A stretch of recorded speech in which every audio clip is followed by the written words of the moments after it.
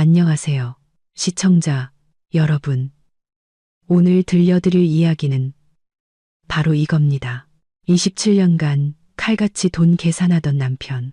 제가 퇴직 후 친정엄마를 모시러 가겠다 말하자 남편이 새파랗게 질려 소리쳤습니다. 당신이 가버리면 반신불수인 우리 엄마는 누가 돌보라고. 퇴직 결정서가 담긴 얇은 종이 한 장이 제 손 위에서 천근만근처럼 무겁게 느껴졌습니다. 지난 30년간 제 삶의 배경음악이었던 공장의 기계 소리가 오늘따라 아득하게만 들려왔습니다. 젊은 동료들이 제 주위로 몰려와 축하 인사를 건넸습니다. 그들은 여행 계획과 편안한 노후, 그리고 손주들을 돌보는 행복한 나날에 대해 이야기했습니다. 저는 미소로 화답했지만 마음 한구석에서는 정체 모를 불안감이 피어올랐습니다. 다른 이들에게 퇴직은 평온한 항구에 도착하는 것이었지만 저에게는 아니었습니다. 공장을 떠난다는 것은 이제 온전히 그 차가운 집에서 남편 박민준이라는 사람과 반평생 내 삶을 깨참했던 지긋지긋한 돈 규칙과 매일 마주해야 한다는 의미였으니까요. 제 나이 올해 55, 세련된 도시의 동년배, 여성들보다 훨씬 늙어 보이는 제 모습이었습니다. 희끗희끗한 머리칼과 공장, 기름, 그리고 이름 없는 집안일로 거칠어진 두 손. 저는 가난한 시골 마을에서 태어났습니다. 어린 시절 가난에 대한 기억 때문인지 저는 제가 번 돈 한 푼 한 푼을 소중히 여겼습니다. 저는 제 성실함이 단란한 가정을 가져다 줄 거라 믿었습니다. 하지만 인생은 제가 매일 짜던 옷감의 실처럼 반듯하지만은 않았습니다. 낡은 오토바이를 끌고 공장 문을 나섰습니다. 저녁 햇살이 아스팔트 위로 힘없이 쏟아져 내렸습니다. 오늘따라 집으로 가는 길이 왜 이리도 멀게 느껴질까요? 저희 부부의 집은 조용한 골목 안쪽에 자리한 2층짜리 번듯한 주택이었습니다. 하지만 저 철제 대문을 지날 때마다 등골을 타고 흐르는 서늘한 기운을 느끼곤 했습니다. 날씨 때문이 아닌 사람에게서 오는 냉기였죠. 집에 들어서자마 알자 남편 박민준 씨가 거실 식탁에 앉아 있었습니다. 돋보기 안경을 쓴 채 한 손에는 볼펜을, 앞에는 두꺼운 검은색 가계부와 계산기를 놓고 있었습니다. 지난 27년간 저를 괴롭혀온 익숙한 풍경이었죠. 올해 57인 남편은 여전히 정정했습니다. 개인 사업을 하는 그는 머릿속에서 늘 숫자가 떠나지 않는 사람이었죠. 그가 저를 쳐다보며 안경을 코끝으로 살짝 내렸습니다. 감정 없는 목소리가 울렸습니다. 왔어. 오늘 평소보다 15분 늦었네. 마침 이번 달 전기세랑 수도세 계산 끝냈어. 날이 더워서 전기세가 지난달보다 12%나 올랐어. 선풍기랑 전등 좀 아껴 쓰도록 해. 저는 한숨을 내쉬며 가방을 내려놓았습니다. 물 한 모금 마실 새도 없이 딱딱한 숫자들을 들어야 했죠. 저는 조용히 대답했습니다. 알았어요. 요즘 손님들 옷 수선하느라 밤늦게까지 불을 켜놔서 그런가 봐요. 초과된 부분은 제가 낼게요. 남편은 만족스러운 듯 고개를 끄덕이며 검은 가계부에 무언가를 빠르게 적었습니다. 그리고 말했죠. 그래, 그렇게 정확한 게 좋아. 고지서 반으로 나눴으니 당신 몫은 7만 5천 원이야. 지금 줄래? 아니면 월말에 정산할까? 지금 줄게요. 저는 지갑에서 돈을 꺼내 정확히 세어 건넸습니다. 남편은 돈을 받아 2번이나 꼼꼼히 세어보고 불빛에 비쳐 찢어지거나 가짜 돈은 아닌지 확인한 후에야 자물쇠 달린 서랍에 넣었습니다. 그 행동, 그 눈빛은 27년간 단 한 번도 변한 적이 없었습니다. 우리는 부부라기보다 한 지붕 아래 각자 생활비를 내고 사는 하숙생에 가까웠습니다. 저는 남편을 보며 씁쓸함을 삼켰습니다. 그리고 퇴직 결정서를 그의 앞에 내밀었습니다. 민준 씨, 할 말이 있어요. 오늘부로 정식 퇴직했어요. 다음 달부터는 월급 없이 퇴직연금만 받게 될 거예요. 남편은 서류를 쓱 훑어보더니 아무렇지 않게 말했습니다. 당신 연금 한 달에 60만 원 좀 넘겠네. 많진 않아도 죽이라도 끓여 먹고 당신 몫에 생활비는 충분히 낼 수 있겠군. 근데 퇴직하면 시간 많아지니까 집안일은 당신이 더 많이 해야 할 거야. 퇴직했다고 놀 생각은 마. 돈 문제는 예전처럼 정확하게 하는 거고. 그의 말 한마디 한마디가 비수처럼 제 가슴에 박혔습니다.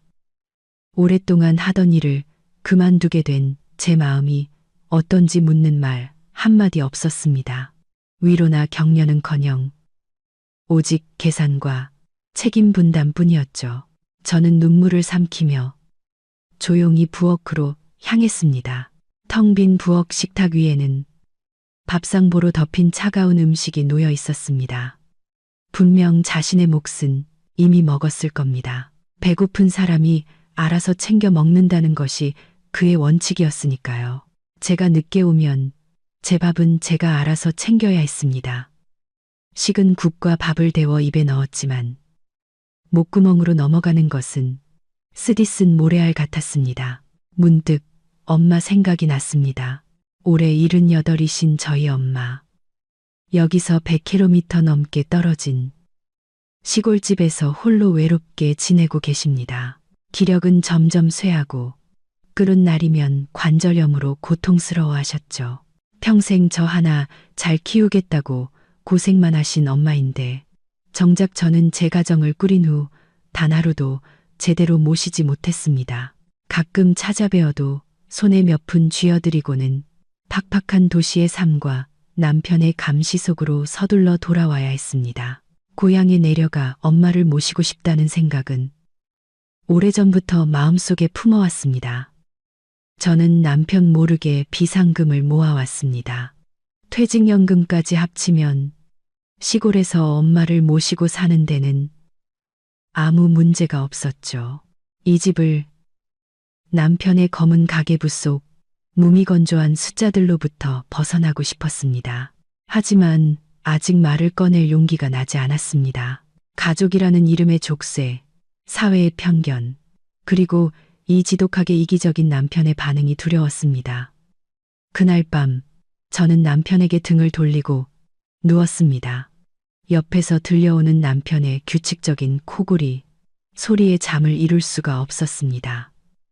27년간 한 이불을 덮고 살았지만 우리 사이의 거리는 평행선처럼 아득하기만 했습니다. 무엇이 나를 이토록 오래 이 삶에 머물게 했을까? 아이 때문이었을까? 아니면 나 자신의 나약함 때문이었을까? 눈을 감자 주름 가득한 엄마의 인자한 얼굴이 떠올랐습니다. 엄마가 나를 기다리고 계셔. 그 생각이 한밤중 제 차가운 영혼을 데우는 작은 불씨가 되었습니다. 이 결심을 말하는 순간 거대한 폭풍이 몰아칠 것을 압니다. 하지만 더 이상 이렇게 무의미하게 살아갈 수는 없었습니다. 온기 없는 결혼 생활 27년이면 충분했습니다. 제가 어쩌다 이런 비극에 빠지게 되었는지 이해하시려면 모든 것의 시작부터 이야기해야 합니다. 그 시절 저는 순박하고 수줍음 많은 시골 처녀였지만 성실하고 착하다는 칭찬을 듣곤 했습니다. 가난했지만 부모님은 늘 제게 몸가짐을 바로하고 앞뒤를 가릴 줄 아는 사람이 되라고 가르치셨습니다. 저는 부모님께 보탬이 되고자 서울로 올라와 방직 공장에 취직했습니다. 28. 시골에서는 노처녀 소리를 들을 나이였죠. 부모님은 제가 집에 갈 때마다 결혼 이야기를 꺼내며 안달하셨습니다. 저 또한 짝을 찾고 싶었지만 여직원들만 가득한 공장 환경에 낯을 가리는 성격 탓의 기회가 없었습니다. 바로 그때 이웃집 아주머니가 저에게 민준 씨를 소개해 주었습니다. 민준이는 자네보다 2살 많고 서울 토박이의 집안도 장사를 해서 먹고 살만해. 사업하는 사람이라 성격도 진중하고 술, 담배, 도박 아무것도 안 해. 그 사람이랑 결혼하면 평생 돈 걱정은 안 하고 살 거야. 처음 만난 민준 씨는 단정하고 말투가 명료한 사람이었습니다. 조금 엄격하고 웃음이 없는 편이었지만요. 그는 미사여구 대신 제 직업, 수입, 가정 환경에 대해 아주 현실적인 질문들을 했습니다. 공장에서 일하면 월급이 얼마나 돼요? 시골에 돈은 많이 붙여드리고요. 결혼하면 일 그만두고 살림할 생각이에요. 당시 순진했던 저는 이 남자가 참 솔직하고 미래를 생각할 줄 아는 사람이라고 생각했습니다. 저는 계속 일하면서 남편과 함께 돈을 벌고 싶다고 대답했습니다. 그는 만족스러운 표정으로 고개를 끄덕였습니다. 우리의 만남은 불같은 사랑이 아닌 양가의 조건이 맞아떨어지는 계산에서 시작되었습니다. 사람들은 그것을 신종 조건 맞선이라 불렀죠. 그는 현명한 아내와 며느리가 필요했고 저는 든든한 버팀목이 되어줄 남편이 필요했습니다. 결혼식은 민준 씨의 뜻에 따라 6개월 만에 간소하게 치러졌습니다. 그는 말했죠. 뭐하러 돈 아깝게 거칠애를 해? 중요한 건 마음이지. 그 돈 아껴서 사업 자금에 보태는 게 낫지. 남들 먹여 살리는 데 쓸 순 없잖아. 저는 그 말이 맞다고 생각했습니다. 원래 사치하는 성격이 아니었기에 따뜻한 결혼식이면 충분하다고 여겼죠.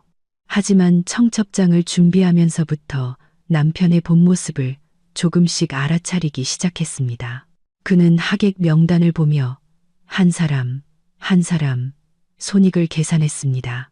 저 윗집 김씨 아저씨는 예전에 우리 형 결혼식 때 5만 원 냈으니까 이번에 초대하면 최소 그만큼은 내겠지.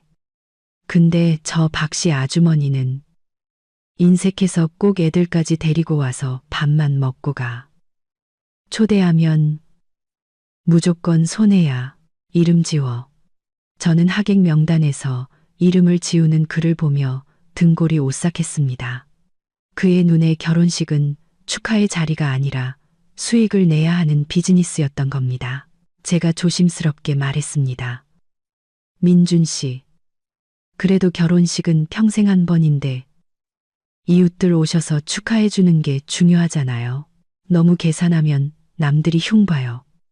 민준 씨는 저를 쏘아보며 쏘아붙였습니다. 당신이 뭘 알아? 돈이 얼마나 무서운 건데. 요즘 같은 세상에 계산 안 하고 살면 굶어 죽기 딱 좋아. 당신은 며느리 역할이나 잘할 생각해. 돈 문제는 내가 알아서 할 테니. 저는 아무 말도 못하고 입을 다물었습니다. 사업하는 사람은 돈 관리가 철저해야 한다고 그를 이해하려 애썼습니다. 결혼하면 제 사랑으로 그의 무뚝뚝함을 녹일 수 있을 거라고 믿었죠. 하지만 그건 제 착각이었습니다. 그의 계산적인 성격은 직업병이 아니라 뼛속까지 깊이 박힌 천성이었습니다.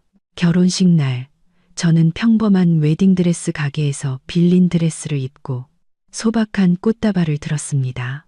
민준 씨는 몇 년 전에 맞춰두었던 낡은 회색 양복을 입었죠.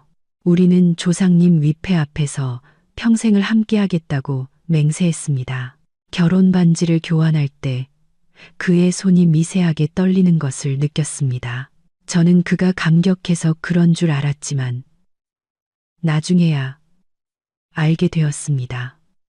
그날 금값이 갑자기 오르는 바람에 예상보다 비싼 반지를 사게 된 것을 아까워하며 떨었던 것이라고. 신혼 첫날 밤 하객들이 모두 돌아가고 저는 침대에 앉아 설레는 마음으로 남편을 기다렸습니다. 달콤한 말과 부드러운 손길을 꿈꿨죠.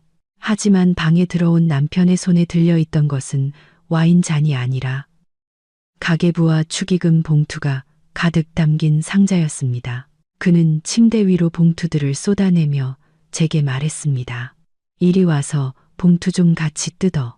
누가 얼마 냈는지 꼼꼼하게 기록해놔야 나중에 우리가 그대로 갚지. 당신 쪽 손님 돈은 당신이 갖고 우리 쪽은 내가 가질게. 식대는 총수입에서 빼고 남는 건 반으로 나누자. 저는 망연자실한 채 그를 바라봤습니다. 제 신혼 첫날 밤이 재산 결산의 밤으로 변해버렸습니다. 저는 더듬거리며 물었습니다. 아니, 왜 돈을 나눠요? 우리 이제 부부잖아요. 민준 씨는 마치 외계인을 보는 듯한 눈으로 저를 쳐다봤습니다. 부부 사이일수록 돈은 확실해야 해. 나중에 돈 문제로 싸우는 것보다 지금 확실히 하는 게 나아. 내 삶의 원칙은 경제적 독립이야. 당신도 일하고 나도 일하잖아. 각자 번 돈은 각자 관리하고 공동 생활비는 같이 내는 거야. 그게 제일 공평해. 그의 공평하다는 말은 제 모든 꿈과 환상을 산산조각 냈습니다. 그날 밤 저는 침대 한쪽 구석에 웅크려 누워 소리 없이 눈물을 흘렸습니다. 제 옆에서 남편은 계산기를 두드리고 돈 세는 소리만 낼 뿐이었죠. 그것은 앞으로 27년간 이어질 제 차가운 결혼 생활의 서막이었습니다. 다음 날 아침 눈을 뜨니 눈이 퉁퉁 부어 있었습니다. 남편은 이미 일어나 베란다에서 차를 마시고 있었죠. 저를 보더니 그는 의자를 가리켰습니다. 이리 와서 앉아. 앞으로 우리 집 생활 규칙을 좀 정해야겠어. 저는 무거운 마음으로 자리에 앉았습니다. 남편은 미리 준비한 듯 빼곡하게 글씨가 적힌 종이를 꺼내 들었습니다. 이게 우리 집 지출 규칙 초안이야. 내가 신중하게 생각해 봤어. 첫째, 식비는 무조건 반반이야. 내가 먹는 만큼 당신도 먹으니까 공평하게 나누는 거지. 전기세, 수도세도 마찬가지고. 지금 집에는 우리 둘하고 어머니 이렇게 셋이 살지만 어머니 식사는 동생이 일부 책임지고 나머지는 내가 부담하니까 당신은 신경 쓸 필요 없어. 당신은 당신 몫이랑 공동 생활비 절반만 내면 돼. 저는 기가 막혔습니다. 한 집에 사는 시어머니 식사 문제까지 저렇게 선을 긋다니요. 제가 조심스럽게 물었습니다. 민준 씨, 부부는 서로 의지하며 사는 거잖아요. 어떻게 남보다 더 심하게 계산할 수 있어요? 제가 버는 돈도 다 이 집을 위해 쓰는 건데 차라리 당신이 다 관리하세요. 그게 더 마음 편하겠어요. 남편은 단호하게 손을 저었습니다. 안 돼. 여자들은 감정적으로 돈을 써서 문제야. 당신한테 돈 맡기면 집안 거덜나. 그렇다고 내가 당신 돈을 관리하면 당신은 내가 독재자라고 하겠지. 제일 좋은 건 각자 관리하는 거야. 당신이 번 돈으로 뭘 사든 친정에 돈을 보내든 난 상관 안 할게. 대신 내 돈도 내가 알아서 쓸 테니 당신도 묻지 마. 월말에 공동지출 내역서 주면 당신이 절반을 나한테 주면 되는 거야. 친정에 돈을 보내든 상관 안 한다는 말에 저는 잠시 멈칫했습니다. 어쩌면 그의 말이 맞을지도 모른다고 생각했죠. 경제적으로 독립하면 남편 눈치 안 보고 엄마께 용돈을 드릴 수 있을 테니까요. 저는 원래 부딪히기 싫어하는 성격이라 그의 논리에 결국 고개를 끄덕이고 말았습니다. 알았어요. 당신이 원한다면 그렇게 해요. 하지만 제 월급이 당신보다 훨씬 적으니까 집안에 큰돈 들어갈 일은 당신이 더 많이 부담해야 해요. 남편은 비웃듯 말했습니다. 그건 상황 봐서. 정말 필요한 공동의 일이라면 고려해보지. 하지만 기본 원칙은 공평이야. 그렇게 더치페이라는 이름의 냉정한 규칙이 저희 집에 자리 잡게 되었습니다. 그날의 타협이 저를 보이지 않는 감옥에 가두고 제 집에서 저를 하숙생으로 만들어 버릴 줄은 꿈에도 몰랐습니다. 처음에는 모든 것이 어색했습니다. 시장에서 나물 한 단, 생선 한 마리를 사도 작은 수첩에 꼼꼼히 기록해야 했습니다. 돼지고기 한 근을 사면 저녁에 둘이 얼마나 먹을지 계산해서 남편에게 보고해야 했죠. 한 번은 맛있는 포도를 사와서 후식으로 먹었습니다. 남편은 맛있다고 칭찬하더니 물었습니다. 이 포도 얼마야? 이 포도 얼마야? 네, 5천 원이요. 제가 솔직하게 대답하자 그는 고개를 끄덕였습니다. 알았어. 공동생활비 장부에 적어둘게. 월말에 정산하면 각자 2,500원이네. 저는 말문이 막혔습니다. 고작 포도 한 송이까지 계산하다니요. 제가 말했습니다. 에이, 이건 그냥 제가 사는 거예요. 얼마 하지도 않는데 뭘 계산까지 해요. 그는 심각한 얼굴로 말했습니다. 안 돼. 원칙은 원칙이야. 오늘 당신이 포도를 사면 내일은 내가 다른 걸 사야 하잖아. 복잡해. 그냥 정확하게 계산하는 게 속 편해. 저는 남편을 보며 이 사람이 너무나도 멀게 느껴졌습니다. 그의 공평함은 문명화된 합리가 아니라 이기심을 포장한 것에 불과했습니다. 그는 손해보는 것을 병적으로 두려워했습니다. 상대가 자신의 아내일지라도 말이죠. 시간이 흐르면서 저도 그런 생활에 익숙해졌습니다. 장부를 쓰고 영수증을 챙기고 제 지갑을 지키는 법을 배웠습니다. 하지만 월말마다 계산기를 두드리는 남편의 모습을 볼 때마다 제 마음은 조금씩 차가워졌습니다. 사랑, 낭만, 나눔 같은 감정들은 그 숫자들 속에서 서서히 죽어갔습니다. 저는 그의 곁에서 마치 기계처럼 살았습니다. 제 의무를 다하고 돈을 정확히 내고 더 이상 따뜻한 가정을 꿈꾸지 않게 되었습니다. 우리의 삶은 혹독한 재정 규칙 아래 지루할 정도로 평온하게 흘러갔습니다. 매일 아침 제가 출근하기 전 남편은 집안의 전기 코드를 확인하곤 했습니다. 김지연 씨, 어제 목욕하고 보일러 안 껐지? 밤 10시까지 불이 켜져 있던데 쓸데없이 전기 낭비했잖아. 저는 황급히 변명했습니다. 아, 깜빡했나 봐요. 다음부터는 조심할게요. 다음은 무슨 다음?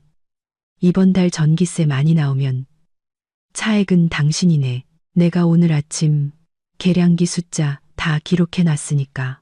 그는 벽에 붙여놓은 전기 계량기를 가리켰습니다. 그곳에는 날짜별 수치가 적힌 종이가 붙어 있었죠.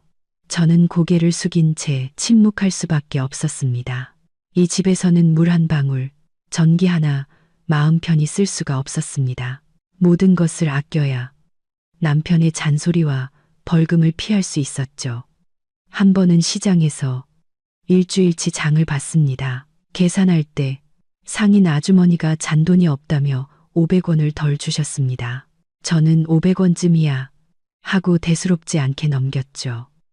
집에 와서 남편과 장부를 맞추는데 그가 500원이 비는 것을 발견했습니다. 장부에는 2만 원 썼다고 되어 있는데 왜 잔돈이 이것밖에 안 남아? 500원 어디 갔어? 제가 설명했습니다. 채소 가게 아주머니가 잔돈이 없다고 해서 그냥 드렸어요. 고작 500원인데요. 뭘? 남편은 쾅 소리가 나게 식탁을 내리쳤습니다. 당신 아주 후하네. 500원도 피땀 흘려 번 돈이야. 그걸 그렇게 쉽게 줘. 한 번이 500원이지 10번이면 5,000원이야. 돈 귀한 줄 모르면 부자 될 생각은 말아야지. 이 돈은 공동 경비로 인정 못해. 당신 돈으로 메워. 저는 그 자리에 얼어붙었습니다. 500원이 아까워서가 아니라 그의 태도 때문이었습니다. 그는 아내의 감정보다 돈을 더 소중히 여겼습니다. 저는 주머니에서 1,000원짜리를 꺼내 그에게 던지듯 주었습니다. 떨리는 목소리로 말했죠. 여기요. 이거 받고 마음 편해지세요. 남편은 태연하게 돈을 받아 지갑에서 500원을 꺼내 제게 돌려주었습니다. 1,000원은 필요 없어. 난 내 몫만 받으면 돼. 공평한 건 공평한 거니까. 27년간 그의 아내로 살면서 저는 남편에게 제대로 된 선물을 한 번도 받아본 적이 없습니다. 명절, 생일, 결혼기념일에도 그는 무심했습니다. 한 번은 옆집 남편이 아내에게 꽃을 선물하는 것을 보고 제가 넌지시 말했습니다. 오늘 부부의 날인데 나한테 뭐 해줄 거 없어요? TV를 보던 남편이 저를 보며 비웃었습니다. 선물은 뭐하러 해? 다 쓸데없는 짓이야. 갖고 싶은 거 있으면 당신 돈으로 사. 내 돈이나 당신 돈이나 그게 그거지. 내가 꽃 사와 봐야 3일이면 시들어서 버릴 텐데 낭비잖아. 오늘 저녁 밥값은 내가 내줄게. 그걸로 선물 퉁치자. 그날 저녁 남편은 제가 직접 차린 소박한 저녁 식사를 사주었습니다. 제 몫의 밥값은 약 2,000원 정도였을 겁니다. 그것이 제가 받은 가장 큰 선물이었습니다. 만약 그가 기분 좋게 옷이나 신발을 사주는 날이면 어김없이 다음 달 생활비 장부에는 아내 선물 항목이 추가되고 그 금액만큼 그의 생활비 분담액에서 차감되었습니다. 결국 공동생활비로 제게 선물을 한 셈이니 제 돈 절반을 보태 제 선물을 산 것이나 마찬가지였죠. 그런 계산 속에서 살다 보니 감정 또한 무뎌졌습니다. 저는 스스로를 사랑하는 법을 배웠습니다. 예쁜 옷감을 사다 직접 옷을 만들어 입고 몸이 아플 땐 제 돈으로 영양제를 사 먹었습니다. 더 이상 남편에게 어떤 기대도 하지 않았습니다. 저는 그를 까다로운 룸메이트라고 생각하며 집안의 분위기가 험악해지지 않도록 노력할 뿐이었습니다. 하지만 아이가 태어나면서 남편의 이기심과 계산적인 면모는 더욱 잔인하게 드러났고 아이의 마음에 지울 수 없는 상처를 남겼습니다. 결혼 1년 후 저는 첫 아들을 임신했습니다. 뱃속에서 자라나는 작은 생명에 대한 생각에 더없이 행복했습니다. 저는 아이의 존재가 남편의 메마른 마음에 따뜻한 연결고리가 되어줄 것이라 믿었습니다. 남편이 퇴근 후 제 배에 귀를 대고 태동을 느끼고 함께 작은 아기 옷을 사러 다니는 모습을 꿈꿨습니다. 하지만 현실은 제 뺨을 때리는 차가운 물벼락과 같았습니다. 임신 소식을 알렸을 때 남편의 첫 반응은 환한 미소가 아니라 깊은 고민에 빠진 찌푸린 얼굴이었습니다. 그는 즉시 검은 가계부를 꺼내 중얼거렸습니다. 아이가 생기면 돈 들어갈 곳이 많아지겠군. 병원비, 임산부 영양제, 출산 비용, 나중엔 기저귀랑 분유값까지. 앞으로 지출 계획 잘 세워야겠어. 적자 나면 안 되니까. 저는 말로 표현할 수 없는 슬픔을 느꼈습니다. 다른 사람들은 아이 소식에 기뻐하는데 제 남편은 돈 걱정부터 했습니다. 10달 내내 모든 병원비와 약값은 제 돈으로 내거나 공동장부에 빚으로 기록해 월말에 절반을 갚아야 했습니다. 한 번은 설렁탕이 너무 먹고 싶어 남편에게 같이 가자고 했습니다. 식사를 마치자 남편은 계산을 하고는 제게 말했습니다. 당신 것 9,000원, 내 것 9,000원, 총만 8,000원이네. 당신이 현금으로 주는 게 편하겠다. 제가 출산을 위해 병원에 입원했을 때 저는 극심한 고통으로 기진맥진했습니다. 정신을 차렸을 때 곁에 누운 작고 사랑스러운 아들을 보고 행복의 눈물을 흘렸습니다. 남편은 침대 옆에 서서 길게 뽑힌 병원비 영수증을 보며 얼굴을 찌푸리고 있었습니다. 이 병원은 왜 이렇게 비싸? 며칠 입원했는데 몇십만 원이 나왔네. 기저귀값, 온수비, 뭐 하나 공짜가 없어. 보험 처리가 되는 항목을 제외하고도 의사에게 주는 성의 표시나 추가 용품 구매에 꽤 많은 돈이 들었습니다. 그는 말했죠. 이건 내가 일단 냈어. 나중에 정산하자. 저는 아들을 품에 안고 벽 쪽으로 돌아 누워 남몰래 눈물을 삼켰습니다. 아이가 태어나는 신성한 순간까지도 그는 돈 계산을 잊지 않았습니다. 제 아들은 태어나자마자 엄마가 절반을 갚아야 할 빚이 되었습니다. 아이를 키우는 나날은 고되고 힘들었습니다. 남편은 분유, 기저귀, 옷값은 정확히 반으로 나눠야 한다고 규정했습니다. 하지만 아이를 돌보는 수고는 나누지 않았습니다. 밤에 아이가 울면 잠에서 깨 아이를 달래고 기저귀를 가는 것은 온전히 제 몫이었습니다. 남편은 옆에서 코를 골며 자거나 아이가 너무 크게 울면 짜증을 냈습니다. 애 좀 조용히 시켜봐. 시끄러워서 잠을 잘 수가 없잖아. 나 내일 돈 벌러 가야 한다고. 상처가 극에 달했던 것은 아들이 5살이 되던 해였습니다. 주말에 저는 아들을 데리고 마트에 갔습니다. 남편도 지출을 감시하겠다며 따라 나섰죠. 아들은 3만 원짜리 빨간색 장난감 자동차를 보고는 눈을 떼지 못했습니다. 아들은 아빠의 손을 잡고 초롱초롱한 눈으로 말했습니다. 아빠, 이 자동차 너무 멋있어요. 사주세요. 친구들은 다 있는데 저만 없어요. 저는 아들이 안쓰러웠습니다. 태어나서 지금까지 아이의 장난감은 친척들에게 물려받은 낡은 것들이거나 제가 몰래 쌈짓돈으로 사준 값싼 물건들 뿐이었습니다. 저는 남편이 아들의 순수한 눈빛에 마음이 움직이길 바랐습니다. 하지만 남편은 장난감 가격표를 보더니 고개를 저었습니다. 3만 원. 이 플라스틱 덩어리가 너무 비싸네. 집에 가서 우유값으로 자동차 만들어 줄게. 돈 아깝게 이런 걸 왜 사? 아들의 얼굴이 울상으로 변했습니다. 저는 더 이상 참을 수 없어 말했습니다. 여보, 애가 저렇게 좋아하는데 하나 사줘요. 설렁탕 2그릇 값밖에 안 되잖아요. 애 기죽이지 말고요. 남편이 저를 쏘아봤습니다.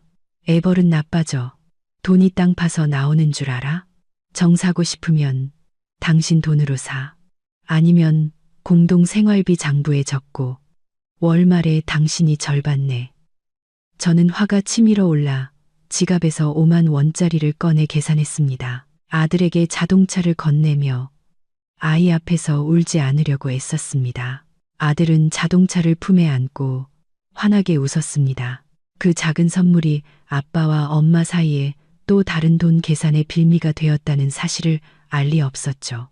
집에 돌아오자마자 남편은 잊지 않고 가계부를 꺼내 적었습니다. 아들 장난감, 자동차 30영원, 아내가 지불했으나 불필요한 지출이었음. 다음부터는 주의할 것. 남편의 글씨를 보며 저는 소름이 돋았습니다. 그는 아들을 기쁨이 아닌 자본을 철저히 통제해야 하는 투자 프로젝트로 여기고 있었습니다.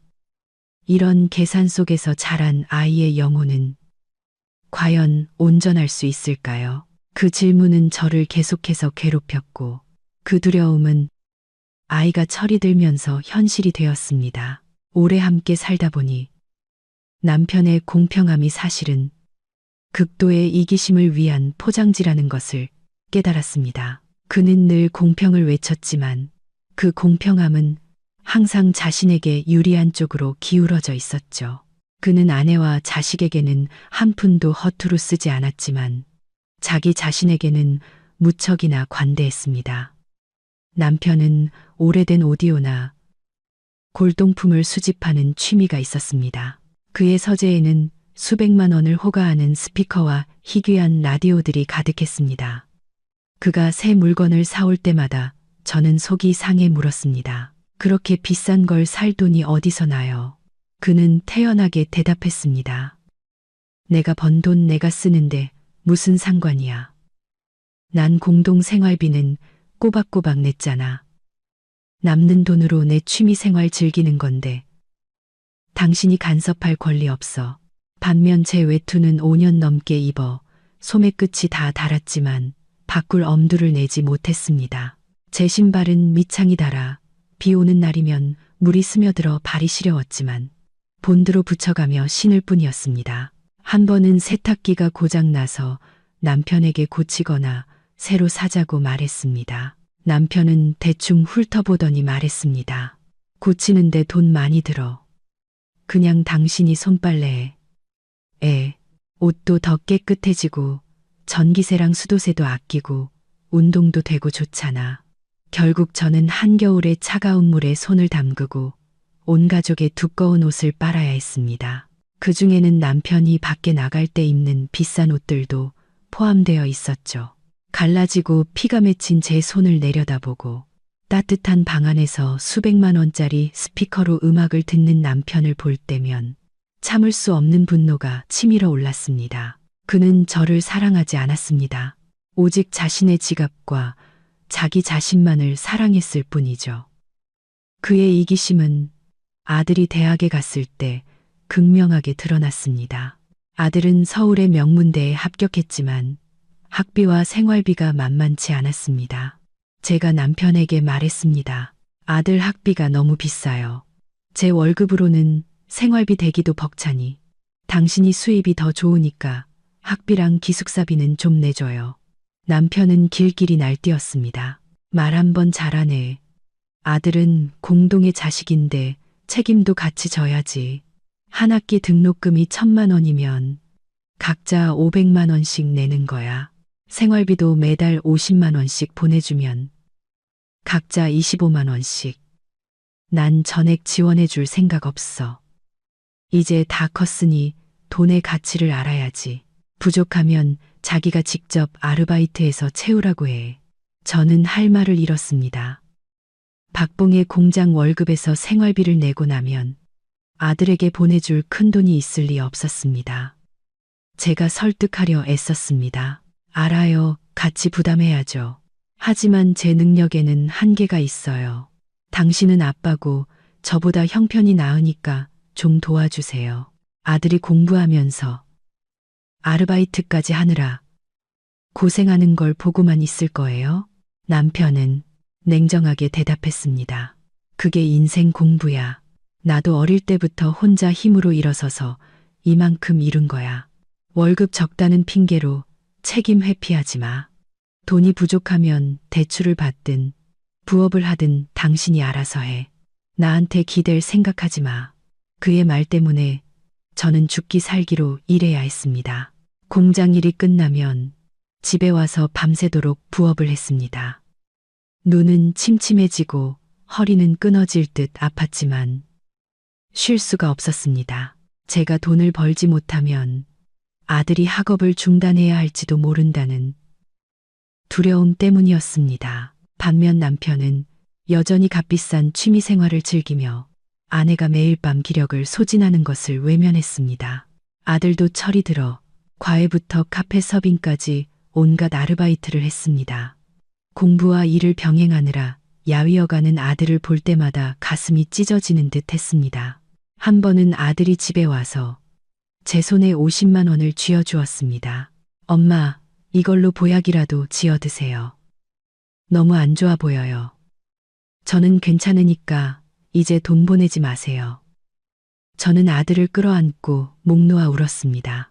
제 아들은 생각보다 일찍 어른이 되었지만 그 성숙함은 아빠의 무관심을 대가로 치른 것이었습니다. 남편은 아들이 집에 와도 어떻게 지내는지 묻지 않았습니다. 첫마디는 항상 이것이었죠. 이번 달에 돈 얼마나 썼어? 장부에 다 기록했지? 부모님이 번 돈 함부로 쓰지 마. 아들은 한숨을 삼키며 예의 바르게 하지만 거리감을 두고 대답했습니다. 부자 사이의 거리는 점점 더 멀어졌고 저는 남편이 인생에서 가장 소중한 것을 잃어가고 있다는 것을 알았습니다. 하지만 그는 전혀 개의치 않는 듯 보였습니다. 그 세월 동안 저는 집안의 그림자처럼 살았습니다.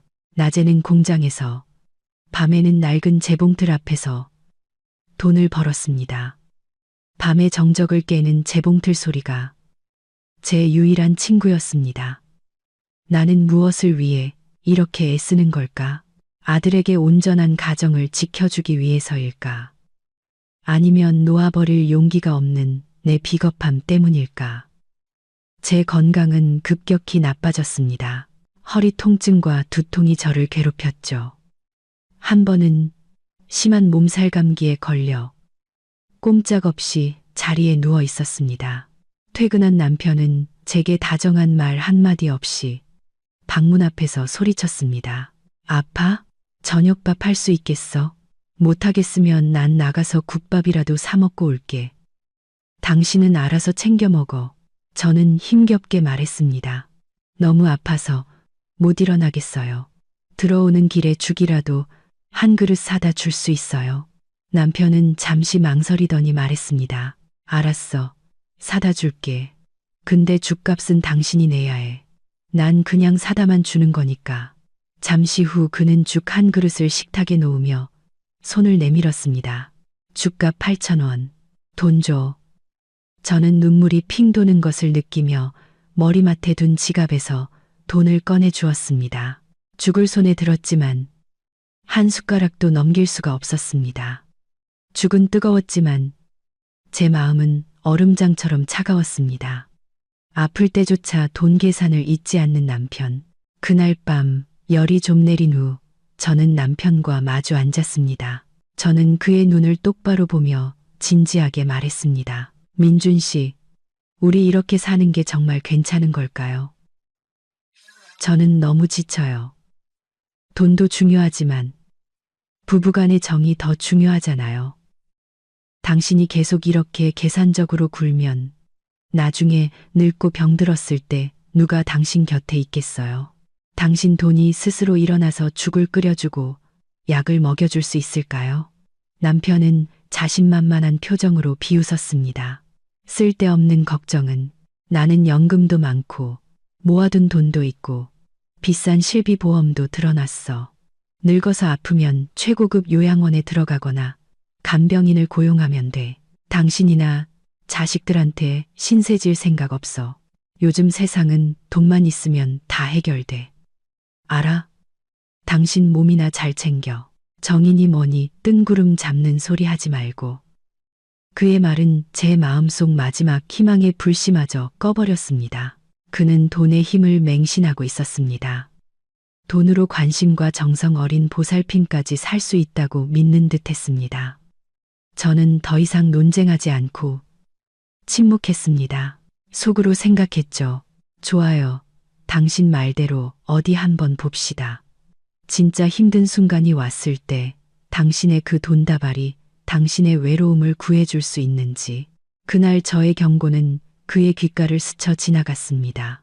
그는 여전히 각자 인생이라는 철학을 고수하며 아내의 희생을 당연하게 여겼습니다. 그는 인생이 얼마나 예측 불가능한지, 그리고 인과응보가 가장 예상치 못한 순간에 찾아온다는 것을 전혀 알지 못했습니다. 남편의 계산적인 태도가 은근한 고통이었다면 시어머니의 혹독함은 날카로운 비수와도 같았습니다. 시어머니는 기가 세고 남존여비 사상이 투철한 분이셨습니다. 제가 처음 며느리로 들어온 날부터 제 출신에 대한 실망감을 숨기지 않으셨죠. 밥상머리에서 늘 비꼬듯 말씀하셨습니다.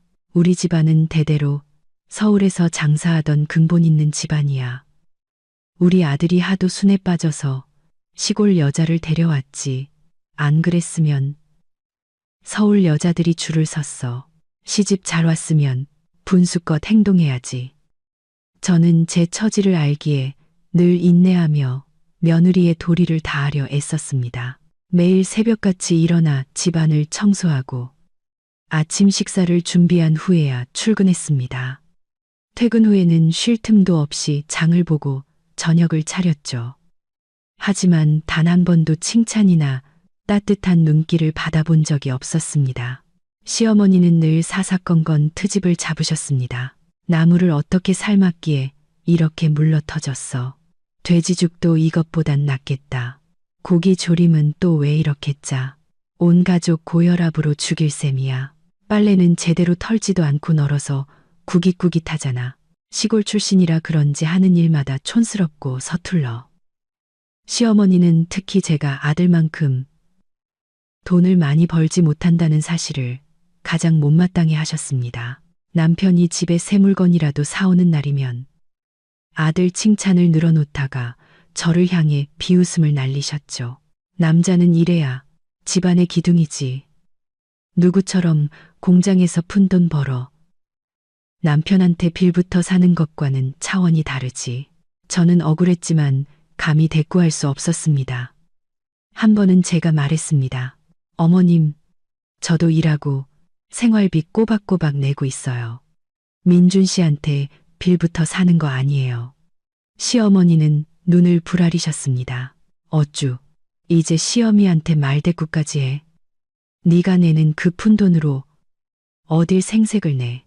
이 좋은 집에서 이 좋은 가구 쓰면서 사는 게 다 누구 덕인데 월세 안 내고 사는 것만으로도 네 복인 줄 알아. 시어머니는 항상 막내딸, 즉 시누이를 감싸고 돌았습니다. 시누이는 부잣집으로 시집갔지만 철이 없고 친정에 와서 손 벌리는 일이 잦았습니다. 시누이가 오는 날이면 시어머니는 제게 진수성찬을 차리라고 시키셨습니다. 장 보는 돈은 당연히 제가 내거나 부부 공동생활비로 처리해야 했죠. 동생이 오랜만에 왔는데 네가 새언니로서 좀 넉넉하게 굴어야지. 쪼잔하게 굴어서 시댁 망신시키지 말고. 한 번은 시누이가 집에 왔을 때 제가 거실을 닦고 있었습니다. 그녀는 흙 묻은 신발을 신은 채 들어와 말했습니다. 새언니, 바닥 좀 깨끗하게 닦아요. 우리 집은 가사도우미가 바닥에서 광이 나게 닦는데 여기는 먼지가 좀 있어서 영 찝찝하네. 시어머니는 소파에 앉아 흐뭇하게 웃으셨습니다. 그럼 우리 딸은 복이 많아서 재벌 남편 만나 공주처럼 대접받고 살지.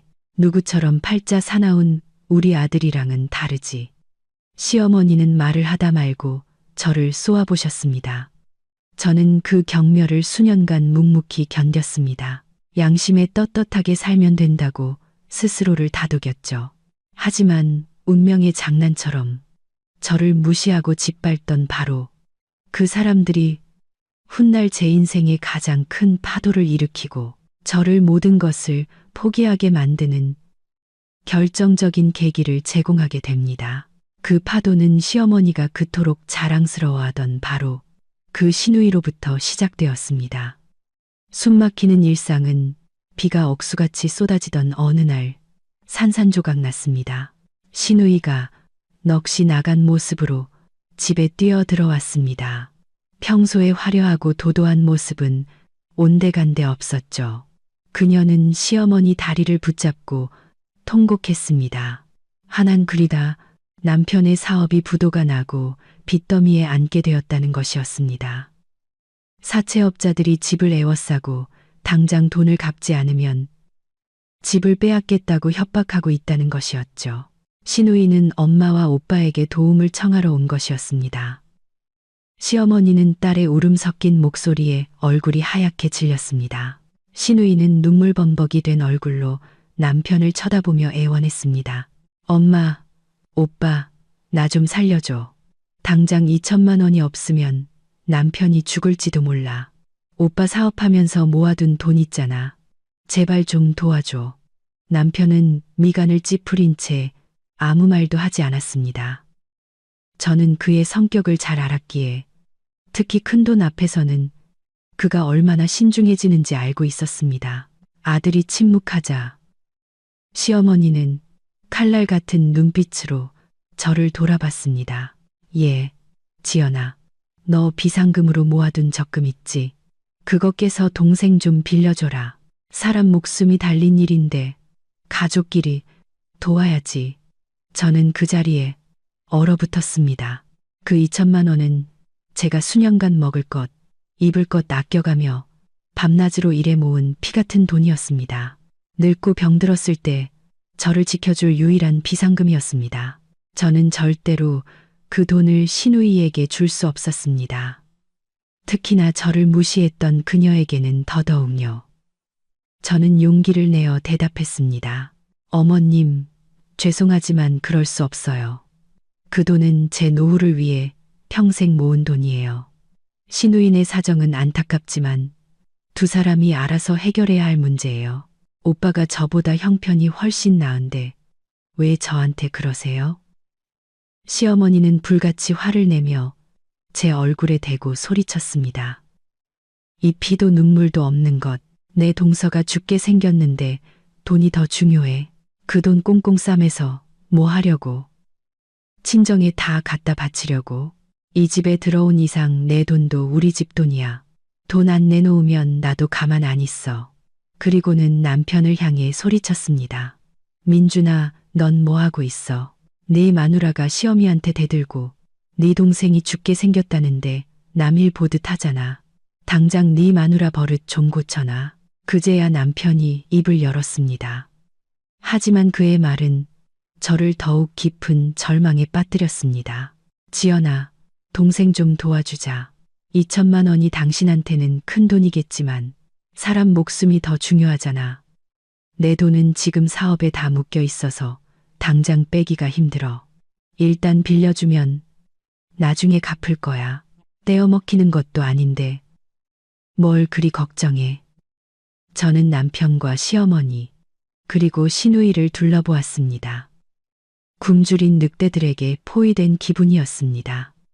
그들은 제 마지막 남은 돈까지 빼앗으려 하고 있었습니다. 남편은 눈 하나 깜빡하지 않고 거짓말을 했습니다. 저는 그의 금고에 금괴와 수억 원의 예금이 있다는 것을 알고 있었습니다. 하지만 떼일 위험을 감수하기 싫어 그 위험을 저에게 떠넘기고 있는 것이었죠. 저는 자리에서 일어나 한 사람 한 사람을 똑바로 쳐다보며 선언했습니다. 다시 한번 말씀드리지만 저는 도와줄 수 없습니다.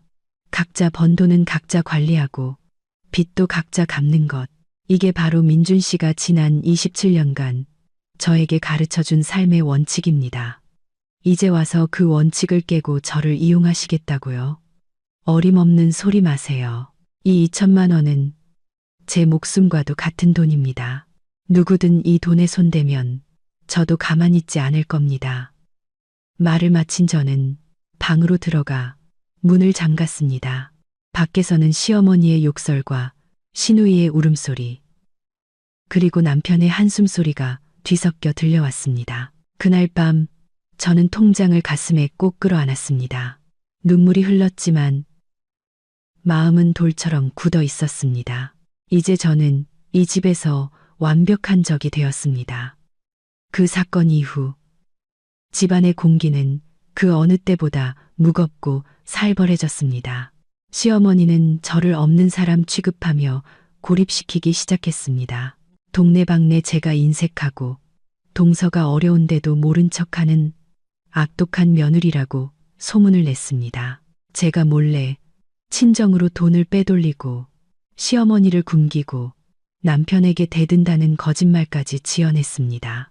제가 시장에 갈 때마다 이웃들의 따가운 시선과 수군거림이 저를 괴롭혔습니다. 얼굴은 순하게 생겨서 독하네. 돈을 목숨보다 더 소중히 여기다니. 저런 며느리 들여서 참복도 많다. 아이잭 스테이버, 아이잭 스테이버. 저는 모든 것을 듣고 있었지만 해명하지 않았습니다. 편견에 사로잡힌 사람들에게 무슨 말을 한들 소용없을 테니까요. 저는 그저 묵묵히 집으로 돌아와 방문을 닫고 외부 세계로부터 저를 격리시킬 뿐이었습니다. 하지만 남들의 시선보다 더 무서운 것은 가족들의 냉대였습니다.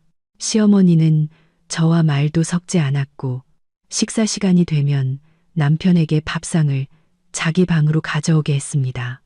저는 차가운 식탁에 홀로 앉아 밥을 먹어야 했습니다. 시어머니는 남편에게 생활비를 주지 말라고 했습니다.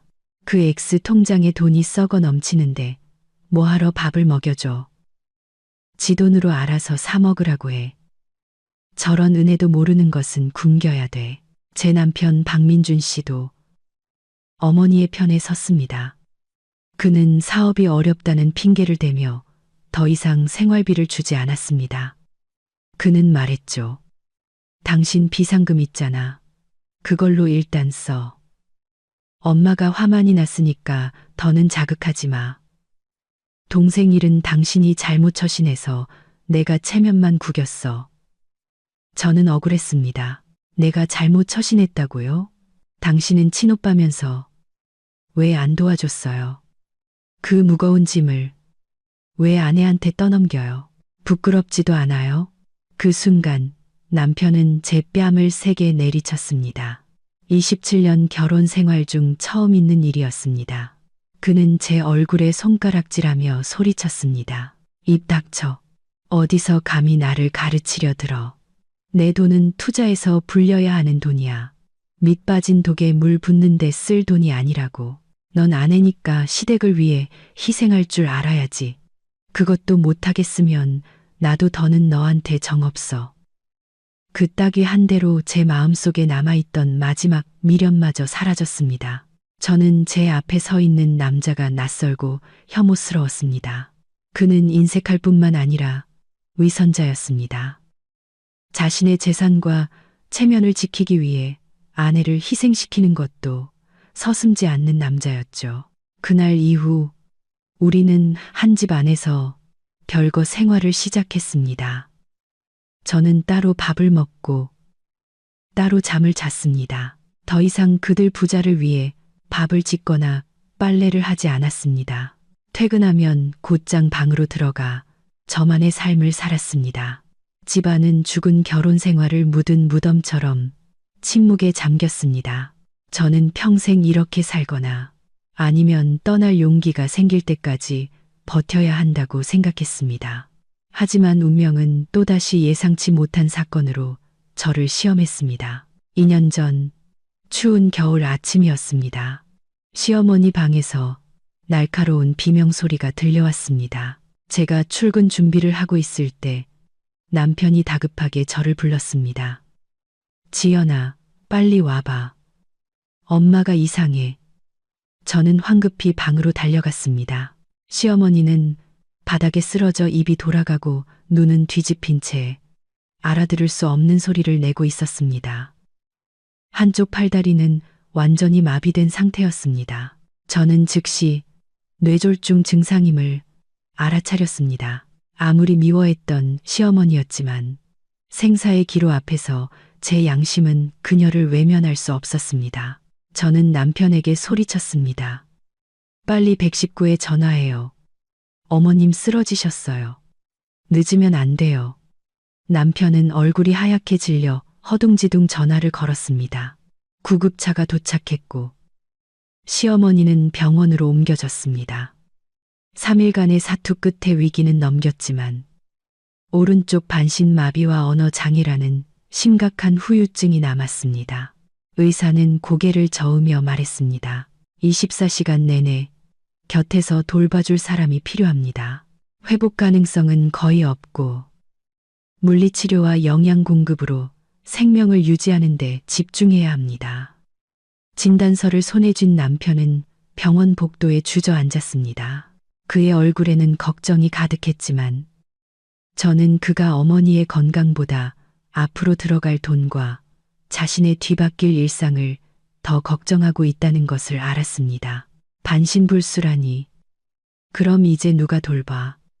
약값이며 기저귀 값은 또 어디서 나고? 그는 중얼거렸습니다. 저는 옆에서 아무 말도 하지 않았습니다. 진짜 악몽은 이제부터 시작이라는 것을 직감했기 때문입니다. 한때는 불호령을 내리던 시어머니가 이제는 침대에 꼼짝없이 누워 모든 것을 다른 사람에게 의지해야 하는 신세가 되었습니다. 그리고 이 차가운 집에서 다른 사람은 바로 저였습니다. 시어머니가 그토록 애지중지하던 딸, 신우이는 병문 안을 와서 몇 마디 울먹이다가 바쁘다는 핑계로 자취를 감췄습니다. 그녀는 말했죠. 언니, 나는 빚 갚느라 정신이 없어서 엄마 돌볼 시간이 없어. 모든 건 오빠랑 언니한테 맡길게. 언니가 손재주도 좋고 꼼꼼하니까 엄마 돌보는 건 언니가 제일 잘할 거야. 저는 그녀의 얼굴에 대고 비웃어주고 싶었습니다. 엄마가 건강하고 돈이 있을 땐 그렇게 아첨하더니 아파서 누우니 책임을 떠넘기는 꼴이라니. 시어머니는 침대에 누워 눈물을 흘렸습니다. 과연 저런 이기적인 딸을 애지중지 키운 것을 후회하고 있을까요? 2주 후 시어머니는 집으로 돌아왔습니다. 어둡던 집은 소독약 냄새와 병든 기운으로 더욱 무거워졌습니다. 그리고 가장 어려운 문제, 누가 시어머니를 돌볼 것인가? 가족회의 안건으로 올라왔습니다. 회의에는 시누이가 바쁘다는 핑계로 오지 않아 저와 남편 단둘만 참석했습니다. 남편은 익숙한 숫자 이야기로 입을 열었습니다. 내가 간병인 고용 비용을 알아봤는데 요즘 시장 가격이 최소 월 200만 원이래. 식비랑 명절 상여금까지 합치면 1년에 3천만 원 가까이 들어. 너무 비싸. 어머니 연금은 월 50만 원밖에 안 돼서 반도 감당이 안 돼. 저는 태연하게 물었습니다. 그래서 당신 생각은 어때요? 직접 어머니를 돌보겠다는 거예요. 남편은 손사래를 쳤습니다. 내가 어떻게 돌봐. 난 남자라 서툴고 돈도 벌어야지. 환자 돌보고 씻기고 하는 건 여자 일이지. 그는 잠시 말을 멈추고 제 눈치를 살피더니 말을 이었습니다. 내 생각은 이래. 당신이 좀 고생해줘. 회사는 계속 다니되. 점심시간에 잠깐 집에 와서 어머니 식사 좀 챙겨주고 저녁이랑 밤에는 어머니 방에서 같이 자면서 돌봐주는 거야. 어머니 식비는 내가 댈 테니 당신의 수고는 며느리로서 효도하는 셈 치자고. 저는 피가 거꾸로 솟는 기분이었습니다. 그는 또다시 제 노동력을 이용해 비용을 최소화하려는 셈이었습니다. 하루 8시간 공장에서 일하고 동시에 마비 환자를 돌보는 것은 불가능한 일이었습니다. 말 한번 쉽게 하네요. 환자 돌보는 게 장난인 줄 알아요? 욕창 안 생기게 계속 몸도 돌려줘야 하고 기저귀 갈고 죽도 한 숟가락씩 떠먹여야 해요. 제가 어떻게 혼자 다 해요. 간병인 쓸 돈이 아까우면 당신이 회사를 그만두고 돌보든가 아니면 돈 내고 사람을 구해요. 난 당신 제안 못 받아들여요. 남편은 눈을 부라렸습니다. 이기적으로 굴지 마. 어머니는 우리 공동의 어머니고 당신은 맏며느리니까 책임지는 게 당연하잖아. 난 돈 없다고 했어. 당신이 안 하면 누가 해? 어머니를 굶어 죽게 내버려 둘 거야? 논쟁은 끝이 없었습니다. 결국 저는 더러운 오물 속에 방치된 시어머니를 차마 외면할 수 없어 그 짐을 지기로 했습니다. 남편이 집안일과 밤간병을 교대로 돕는다는 조건이었지만 그는 항상 핑계를 대고 빠져나갔습니다. 지난 2년은 저에게 지옥과도 같았습니다. 저는 새벽 4시에 일어나 시어머니 몸을 닦이고 기저귀를 갈고 죽을 끓여 먹인 후에야 허겁지겁 출근했습니다. 점심시간에는 숨 돌릴 틈도 없이 집으로 달려와 식사를 챙기고 다시 공장으로 달려갔습니다. 저녁에는 또다시 씻기고 약을 챙기는 일의 반복이었습니다. 제 몸은 극도로 쇠약해졌고 잠 부족으로 눈 밑은 늘 시커멓게 변해 있었습니다. 그런데도 시어머니의 태도는 변하지 않았습니다. 말을 못해도 그녀의 눈빛은 여전히 날카로웠습니다. 죽이 조금이라도 뜨거우면 얼굴을 찌푸리며 제게 뱉어냈습니다. 기저귀를 조금만 늦게 갈아도 알아들을 수 없는 소리를 지르며 성한 손으로 침대를 내리쳤습니다. 그녀는 여전히 오만한 태도로 제 봉사를 당연하게 여겼습니다. 마치 제가 이 집에 갚아야 할 빚을 갚고 있는 것처럼요. 너무 힘든 밤이면 저는 침대 옆에 주저앉아 잠든 그녀를 보며 눈물을 흘렸습니다. 나는 왜 나를 존중하지 않는 사람들을 위해 내 인생을 희생해야 하는가? 남편은 여전히 자신의 취미 생활을 즐겼습니다. 저녁이면 자기 방문을 닫고 아침까지 내리 잠을 잤고 제가 환자와 씨름하는 것을 외면했습니다. 인간의 인내심에는 한계가 있는 법입니다. 그리고 그 한계는 제가 퇴직을 하고 친정엄마를 모시러 가겠다는 결심을 하면서 무너져 내렸습니다. 그것은 이 지옥 같은 결혼 생활에 종지부를 찍는 마지막 폭발의 도화선이 되었습니다. 모든 것은 이 순간을 위해 정해져 있었던 것 같습니다. 퇴직 결정서를 받은 오늘, 저는 은행에 들러 통장을 확인했습니다. 잔액은 3,500만 원. 지난 30년간 뼈 빠지게 일하고 아껴 모은 제 모든 것이었습니다. 매달 나올 연금 100만 원까지 합치면 시골에 내려가 엄마를 모시고 사는 데는 아무 문제가 없었습니다. 시골에 계신 엄마의 모습이 아픈 상처처럼 제 마음속에 떠올랐습니다. 올해 78. 눈은 침침해지고 걸음은 느려지셨습니다. 낡은 시골집에서 홀로 외롭게 지내시는 엄마. 몇 년 전부터 전화를 걸면 엄마의 목소리는 힘이 없고 떨렸습니다. 엄마는 괜찮아.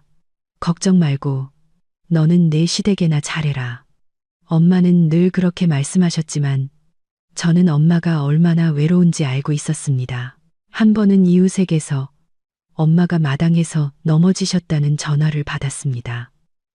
당신이 가버리면 우리 엄마는 누가 돌봐. 시골에서는 이웃들이 다 챙겨주잖아. 별거 아니니까 호들갑 떨지 마. 그때 저는 눈물을 삼키며 남아야 했습니다. 저의 무력함과 비겁함 때문에 엄마는 너무나 많은 것을 희생해야 했습니다. 하지만 이제는 다릅니다. 저는 퇴직했고 자유로워졌습니다. 더 이상 공장 시간에 얽매일 필요도 없었죠. 그리고 무엇보다 이 집에서 헌신적인 며느리 역할을 하는 것에 완전히 지쳐버렸습니다. 저는 시장에 들러 엄마가 좋아하시는 과일과 과자를 샀습니다. 머릿속으로 계획을 세웠습니다. 고향에 내려가 낡은 부엌을 고치고 작은 텃밭을 가꾸고 닭도 몇 마리 키울 겁니다. 아침에는 엄마와 차를 마시고 저녁에는 캔마루에 앉아 바람을 쐬는 삶. 평범하지만 지난 27년간 저에게는 사치였던 꿈이었습니다.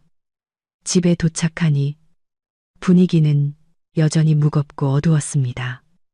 시어머니는 천장을 멍하니 바라보고 있었죠. 제가 온 것을 보고 물을 달라는 신호를 보냈습니다. 저는 짐을 내려놓고 물을 따라드리고 기저귀도 갈아드렸습니다. 모든 일을 담담하게 하지만 단호하게 처리했습니다. 이것이 제가 그녀를 모시는 마지막이 될지도 모릅니다. 그녀가 미워서가 아니라 너무 늦기 전에 저를 낳아주신 엄마에 대한 은혜를 갚아야 했기 때문입니다. 저는 부엌으로 들어가 저녁을 준비했습니다. 오늘은 평소보다 조금 더 신경 써서 남편이 좋아하는 제육볶음과 된장찌개를 끓였습니다. 이 저녁 식사가 고통스러웠던 아내와 며느리로서의 삶에 마침표를 찍는 마지막 식사가 되기를 바랐습니다. 저는 심호흡을 하며 다가올 폭풍에 대비했습니다. 남편이 순순히 받아들이지 않으리라는 것을 알았지만 이번만큼은 그 누구도 제 결심을 꺾을 수 없었습니다. 저녁 식사는 늘 그랬듯 침묵 속에서 진행되었습니다. 남편은 식사를 하면서도 스마트폰에서 주식 시황을 확인하는데 여념이 없었습니다. 저는 맞은편에 앉아 밥을 씹었지만 아무 맛도 느껴지지 않았습니다. 심장이 세차게 뛰었습니다. 저는 수저를 내려놓고 물 한 모금을 마신 뒤 입을 열었습니다. 민준 씨, 할 중요한 얘기가 있어요. 남편은 고개도 들지 않고 대답했습니다. 무슨 얘기? 이번 달 전기세 계산 끝났으니까 잔소리할 필요 없어. 전기세 얘기가 아니에요. 우리 미래에 대한 얘기예요. 제 단호한 목소리에 남편은 행동을 멈췄습니다. 그는 스마트폰을 내려놓고 의아한 표정으로 저를 쳐다봤습니다. 미래, 당신 오늘 좀 이상하네. 빨리 말해. 나 뉴스 봐야 하니까. 저는 그의 눈을 똑바로 쳐다보며 또박또박 말했습니다. 아주 오랫동안 생각해 봤어요. 이제 저도 퇴직했고 아이도 다 커서 독립했잖아요. 저 이제 친정에 내려가서 엄마 모시고 살려고요. 엄마 연세가 78이시고 몸도 많이 약해지셨어요. 외동딸인 제가 더 이상 엄마를 혼자 내버려 둘 수는 없어요. 남편은 그 자리에 얼어붙었고 손에 들고 있던 젓가락이 쨍하는 소리를 내며 바닥에 떨어졌습니다. 그는 마치 제가 세상에서 가장 미친 소리를 한 것처럼 저를 쳐다봤습니다. 잠시 후 그는 더듬거리며 말했습니다. 당신 지금 뭐라고 했어? 시골에 내려가서 산다고. 그럼 이 집은, 우리 엄마는 어떡하고? 저는 침착하게 대답했습니다. 이 집은 당신 집이니까 당신이 살면 되죠. 그리고 어머님은 당신과 신우이의 어머니잖아요. 두 사람이 책임지고 모셔야죠. 저는 지난 2년간 며느리로서 할 만큼 했어요. 이제는 제 엄마한테 딸로서의 도리를 해야겠어요. 남편의 얼굴이 새빨갛게 달아올랐습니다. 그는 식탁을 내리치며 소리쳤습니다. 당신 미쳤어. 우리 엄마는 지금 침대에 누워있고 동생은 바빠서 올 수도 없어. 나 혼자 뭘 어떻게 돌보라고. 당신은 내 아내잖아. 집안일은 당신 책임이라고. 가고 싶으면 당신 그 낡은 가방 하나 들고 당장 꺼져. 난 돈 있으니까 내일 당장 최고급 간병인 부르면 돼.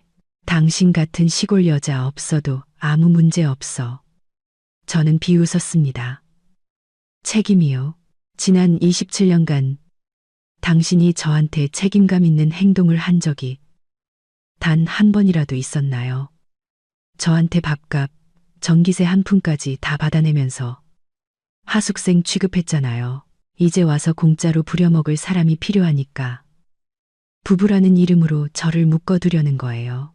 미안하지만 이제 저도 깨달았어요. 남편은 벌떡 일어나 제 얼굴에 손가락질하며 소리쳤습니다. 당신이 감히 내가 당신을 먹여 살리고 이 좋은 집에 살게 해줬는데 이제 와서 은혜를 원수로 갚아? 시골 내려가서 살 수 있을 것 같아? 당신 엄마도 늙고 병들었는데 뭘 먹고 살 건데. 걱정 마세요. 저한테는 연금도 있고 모아둔 돈도 있어요. 풀뿌리를 캐먹고 살더라도 마음 편한 게 낫지. 이런 지옥 같은 집에서 사는 것보다 100배 나아요. 저는 당신의 고급 가사도우미가 아니에요. 저도 존중받고 사랑받을 자격이 있는 사람이라고요. 남편은 말을 잇지 못했습니다. 그는 방안을 초조하게 서성였습니다. 아마도 평생 순종적이었던 아내가 이렇게 강하게 반항하리라고는 상상도 못했을 겁니다. 그는 저를 값싸고 편리한 기계처럼 여기는데 익숙해져 있었습니다. 이제 그 기계가 파업을 선언하자 그는 두려움을 느끼기 시작했습니다. 남편의 불안은 곧 분노로 바뀌었습니다. 그는 자신의 권위가 도전받았다고 느꼈죠. 그는 전통적인 도덕관념을 무기 삼아 저를 억누르려 했습니다. 김지연 씨, 똑똑히 들어. 여자는 한 번 시집 오면 그 집 귀신이 되는 거야. 우리 엄마는 당신 시어머니이기도 해. 며느리가 시부모 봉양하는 건 수천 년 된 도리라고. 당신이 지금 떠나는 건 불효고 우리 가문 얼굴에 먹칠하는 짓이야. 저는 자리에서 일어나 그와 마주 섰습니다. 더 이상 두려움은 없었습니다. 도리요. 그놈의 도리 좀 그만 얘기해요. 아내한테 밥값, 전기세 10원 단위까지 받아내는 건 어느 나라 도리죠? 아내가 아파도 죽 한 그릇 안 사주고 자식이 원하는 것 하나 안 사주는 건요. 시어머니가 며느리를 하녀 취급하고 동서가 죽게 생겼는데 나 몰라라 하는 건요. 당신들은 그렇게 뻔뻔하게 살아왔으면서 왜 저한테만 정과 의리를 강요하는 거죠? 정이라는 건 쌍방일 때 의미가 있는 거예요. 남편은 당황했습니다. 당신, 지금 옛날 얘기 다 끄집어내는 거야? 내가 돈 계산을 철저히 한 건 다 이 집을 위해서였어. 낭비 안 하고 모아서 자식들한테 물려주려고 한 거라고. 누구를 위해서요? 당신 자신을 위해서겠죠. 당신 금고에 금이 몇 개고 통장에 돈이 얼마인지 내가 모를 줄 알아요. 수백만 원짜리 오디오는 사면서 아내는 낡은 옷 입고 다니게 하고 아들은 학비 벌려고 아르바이트하게 만든 게 가족을 위한 거였어요. 그건 이기심이에요. 인도 아니었으린도. 제 말은 그의 자존심에 소금을 뿌린 격이었습니다. 그는 소리쳤습니다. 입 닥쳐. 당신이 날 판단할 자격 없어. 이 집 주인은 나야. 당신은 어디도 못 가. 이 문 밖으로 한 발자국이라도 나가면 다시는 돌아올 생각하지 마. 걱정 마세요. 떠나기로 한 이상 돌아올 생각 없으니까요. 이 집도 당신 재산도 다 필요 없어요. 다 돌려줄게요. 당신은 그 돈다발 끌어안고 한번 살아보세요. 당신이 아플 때 그 돈이 당신 다리를 주물러 주는지. 바로 그때 시어머니 방에서 앓는 소리가 들려왔습니다. 아마 저희가 다투는 소리에 잠이 깬 모양이었습니다. 남편은 어머니 방 쪽을 쳐다보더니 제게 부드러운 목소리로 말했습니다. 알았어, 알았어. 돈 문제는 다시 얘기하자. 생활비 더 올려줄게. 시간제, 도우미도 구해줄 테니까. 제발 가지 마. 엄마가 아프시잖아. 당신이 어떻게 저렇게 누워 계신 분을 버리고 갈 수 있어. 저는 그의 속셈을 훤히 꿰뚫어 보고 있었습니다. 그는 늙은 어머니의 대소변을 치우는 것이, 밤잠을 설치는 것이, 자신의 삶이 엉망이 되는 것이 두려웠던 겁니다. 그는 마치 물건값을 흥정하듯 저와 거래하려 했습니다. 너무 늦었어요. 민준 씨, 문제는 돈이 아니에요. 우리 사이에 정이 다 말라버렸다는 게 문제죠. 더 이상 당신을 위해 노력할 힘이 남아있지 않아요. 어머님은 당신 어머니니까 당신이 알아서 하세요. 시누이를 부르든 사람을 구하든 돈 많으시잖아요. 어머니 모시는데 몇 푼 쓰는 게 그렇게 아까워요? 저는 시어머니 방으로 들어갔습니다. 그녀는 눈물을 흘리고 있었습니다. 아마 모든 이야기를 들은 모양이었습니다. 저는 마지막으로 그녀의 얼굴을 닦아주며 조용히 말했습니다. 어머님, 죄송해요. 저도 최선을 다했지만 더는 못하겠어요. 부디 몸조리 잘하세요. 저는 제 엄마한테 가봐야겠어요. 제 엄마도 저를 기다리고 있거든요. 그녀는 예전의 날카로움 대신 애원하는 눈빛으로 저를 쳐다봤습니다. 서툴고 이기적인 아들과 단둘이 남겨지는 것이 두려웠을 겁니다. 하지만 저는 더 이상 마음 약해지지 않았습니다. 지금 타인에게 베푸는 동정은 제 자신과 제 엄마에게 저지르는 잔인한 행동일 뿐이었습니다. 거실로 나오니 남편은 머리를 감싸쥔 채 소파에 앉아 있었습니다. 저는 침실로 들어가 옷장 위에서 낡은 여행 가방을 꺼냈습니다. 결혼 초에 샀던 가방이었습니다. 언젠가 부부가 함께 여행 갈 날을 꿈꾸며 샀지만 27년간 단 한 번도 제 용도로 쓰이지 못했죠. 이제 그 가방은 제가 그의 인생에서 떠나는 마지막 짐을 담는 용도가 되었습니다. 저는 낡은 옷 몇 벌과 가장 소중한 엄마와 함께 찍은 사진을 챙겼습니다. 남편이 사준 것은 아무것도 가져가지 않았습니다. 사실 그가 제게 사준 값비싼 물건도 없었지만요. 남편은 방문에 기댄 채 제가 짐 싸는 것을 지켜보고 있었습니다. 그는 마지막까지 미련을 버리지 못했습니다. 지연아, 다시 생각해봐. 우리 나이에 이혼하면 남들 보기 창피하잖아. 당신 분명 후회할 거야. 저는 손을 멈추고 그를 돌아보며 씁쓸하게 웃었습니다. 후회요? 제가 가장 후회하는 건 더 일찍 떠나지 못했다는 거예요. 우리 아들 어릴 때 아파서 병원에 입원했던 날 기억나요? 비바람 치는 밤에 제가 당신한테 빨리 와달라고 전화했죠. 당신은 친구랑 장기 둬야 한다고 저더러 알아서 하라고 했어요. 저는 혼자 애를 업고 뛰어다니며 수속을 밟았어요. 월급날 전이라 주머니에 돈 한 푼 없어서 병원 앞 가게 아주머니한테 돈을 빌려야 했죠. 당신이 병원에 와서 처음 한 말이 뭐였는지 알아요? 애는 괜찮아. 가 아니라 돈 얼마나 들었어? 왜 보험 처리 안 해서 돈 많이 나오게 해? 였어요. 저는 그에게 다가가 그의 얼굴을 똑바로 쳐다봤습니다. 아픈 기억들이 폭포수처럼 밀려왔습니다. 제가 오토바이 사고로 다리 부러졌을 때 기억나요? 한 달 동안 집에 누워 있었지만 당신은 제게 밥 한 끼 차려준 적 없었어요. 도시락 사와서 던져주고는 장부에 적었죠. 도시락 값 31X8 심지어 도시락 사러 다닌 기름값까지 계산했더군요. 그때 저는 생각했어요. 내가 남편이랑 사는 건지, 빚쟁이랑 사는 건지. 남편은 뒷걸음질 쳤고 얼굴이 하얗게 질렸습니다. 제가 꺼낸 과거의 이야기들은 그의 양심을 찌르는 화살과도 같았습니다. 그는 더듬거렸습니다. 그건 옛날 일이잖아. 당신은 잊었겠죠. 아니, 잊은 척하는 거겠죠. 하지만 저는 다 기억해요. 당신이 그 검은 가계부에 적었던 모든 숫자, 모든 세부 사항을요. 그건 가계부가 아니라 당신의 잔인함을 기록한 장부였어요.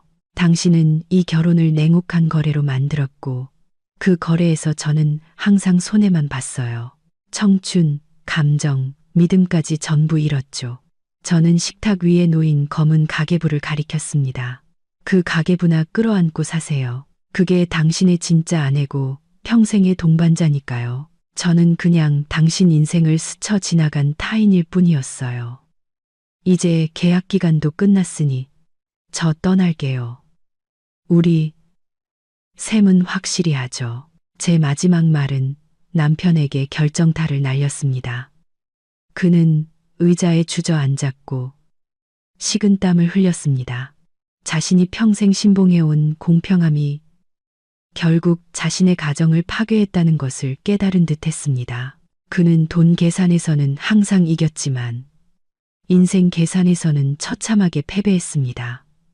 저는 여행 가방에 지퍼를 올렸습니다. 정적 속에서 그 소리가 유난히 건조하게 울려 퍼졌습니다. 저는 마지막으로 제 청춘을 묻었던 이 집을 둘러보았습니다. 아무런 미련도 남지 않았습니다. 저는 가방을 들고 고개를 든 채 거실로 나섰습니다. 밖은 어두웠지만 제 마음속에는 찬란한 새벽이 밝아오고 있었습니다. 저는 거실 한가운데 섰습니다.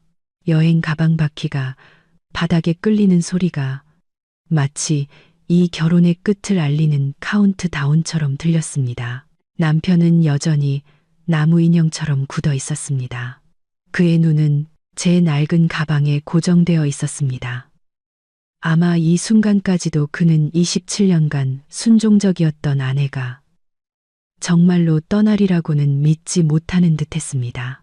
집안의 공기는 무겁게 가라앉았고 시어머니 방에서 흘러나오는 소독약 냄새가 퀴퀴한 먼지 냄새와 섞여 부패와 종말의 기운을 풍겼습니다. 저는 마지막으로 남편을 바라봤습니다. 한때는 제 하늘이었고 제 모든 것을 걸었던 남자. 하지만 지금은 그저 측은할 뿐이었습니다. 저 갈게요. 집 열쇠는 식탁 위에 뒀어요. 이번 달 생활비도 오늘까지 날짜 계산해서 다 냈으니까 나중에 딴소리 하지 말고 확인해 보세요. 저는 이상할 정도로 차분한 목소리로 말했습니다. 남편이 고개를 들었습니다. 그의 입술이 움직였지만 아무 소리도 나오지 않았습니다. 노련한 사업가의 날카로움은 온데간데 없고 실패한 중년 남성의 고독한 모습만 남아 있었습니다. 그는 저를 붙잡고 싶었지만 그의 거대한 자존심이 애원하는 것을 허락하지 않았습니다. 돈으로 협상하고 싶었지만 이제 돈은 가장 무의미한 것이 되어버렸다는 것을 깨달았을 겁니다. 정말 가는 거야. 27년간의 부부의 정을 생각해서라도 마침내 그가 힘겹게 한마디를 내뱉었습니다. 저는 비웃었습니다. 정이요. 아직도 그 단어를 입에 올릴 용기가 있으세요. 당신의 정은 그 검은 가계부 어디에 기록되어 있죠. 제가 분명히 말해두죠.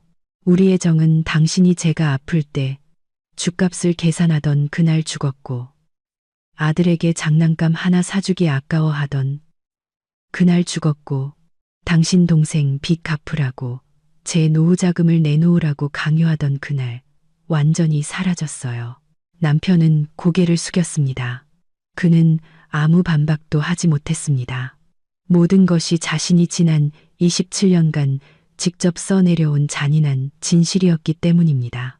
그는 자신이 가장 소중한 것을 잃어버렸다는 것을 깨달았습니다.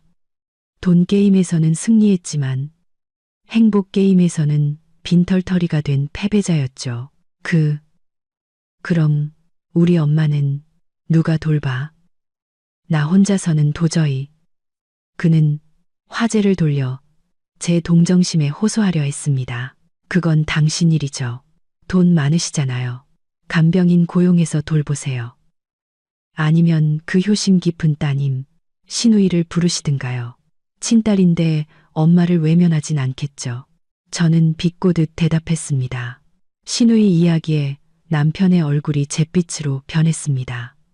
그는 자기 동생이 얼마나 이기적인지 잘 알고 있었을 겁니다. 제가 떠나면 늙은 어머니를 돌봐야 하는 모든 부담이 자신에게 돌아올 것이고 상상도 못했던 끔찍한 현실과 마주해야 한다는 것을 깨달은 것이죠. 저는 벽시계를 보았습니다. 저녁 8시. 이 비극적인 연극을 끝낼 시간이었습니다. 저는 가방 손잡이를 꽉 쥐었습니다. 그럼 잘 있어요. 돈 세다가 건강해지지 말고 몸조리나 잘해요. 그 말을 남기고 저는 뒤도 돌아보지 않고 걸었습니다. 등 뒤에서 남편이 절박하게 저를 부르는 소리가 들렸습니다. 지연아, 지연아, 가지마. 내가 잘못했어. 제발 돌아와. 하지만 너무 늦었습니다. 뒤늦은 사과는 이미 식어버린 마음을 되돌릴 수 없었습니다. 저는 문 밖으로 나섰습니다. 제 등 뒤에는 후회와 고독 속에 잠긴 한 남자가 남아 있었습니다. 밖으로 나오니 비가 내리기 시작했습니다. 차가운 가을비가 제 머리와 어깨를 적셨습니다. 하지만 이상하게도 춥지 않았습니다. 오히려 제 마음속에서는 자유와 희망이라는 따뜻한 불꽃이 타오르고 있었습니다. 남편이 저를 따라 대문까지 달려나왔습니다. 그는 제 가방 손잡이를 붙잡았습니다. 그의 목소리는 불안으로 떨렸습니다. 지연아, 제발, 가지마. 당신이 원하는 거 다 해줄게. 내가 당신한테 월급 줄게. 집에서 엄마 돌봐주면 월 200만 원, 아니 300만 원 줄게. 어디 가서 이렇게 편하고 돈 많이 버는 일 구해. 제발 가지마. 이 집은 당신 없으면 안 돼. 저는 그의 손을 뿌리쳤습니다. 이러지 마세요. 동네 사람들 보기 창피해요. 당신이 변하겠다고요? 사람 본성은 하루아침에 안 변해요. 당신이 나한테 돈을 맡기면 또 10원 한 장까지 감시할 거고 내가 돈을 빼돌린다고 의심하겠죠. 도우미를 구하면 돈 아깝다고 불평하다가 결국 내보내고 저한테 그 일을 떠넘길 거고요. 제가 당신 성격을 모를 것 같아요? 아니야. 이번엔 진짜 약속할게. 맹세해. 남편은 하늘을 향해 손을 들고 맹세했습니다. 저는 고개를 저었습니다. 맹세하지 마세요. 당신에 대한 제 믿음은 이미 오래전에 바닥났어요. 그 약속은 만약 당신을 견뎌줄 다른 여자가 나타난다면 그 사람한테나 하세요. 남편은 충격을 받은 듯 손을 내렸습니다. 그는 저를 마치 처음 보는 사람처럼 쳐다봤습니다. 그는 순종적이었던 아내가 이렇게 돌처럼 차가워지리라고는 상상도 못했을 겁니다. 이제 그 어떤 것으로도 제 결심을 되돌릴 수 없다는 것을 깨달은 것이죠. 그럼 당신은 앞으로 어떻게 살려고? 내가 좀 도와줄까? 그의 목소리가 가라앉았습니다. 뒤늦은 관심인지 아니면 남자의 마지막 자존심인지 모를 말이었습니다. 고맙지만 필요 없어요. 저에게는 두 손과 머리가 있으니 제 힘으로 살아갈 수 있어요. 더 이상 당신 돈과는 엮이고 싶지 않아요. 우리 그냥 조용히 끝내요. 이혼 서류는 곧 법원을 통해 보낼 테니 도장만 찍어주세요. 이혼이라는 단어에 남편은 몸서리를 쳤습니다. 그에게 이혼은 실패의 상징이자 완벽한 이력에 남는 오점이었습니다. 하지만 그는 더 이상 저를 붙잡을 자격이 없다는 것을 알았습니다. 알았어.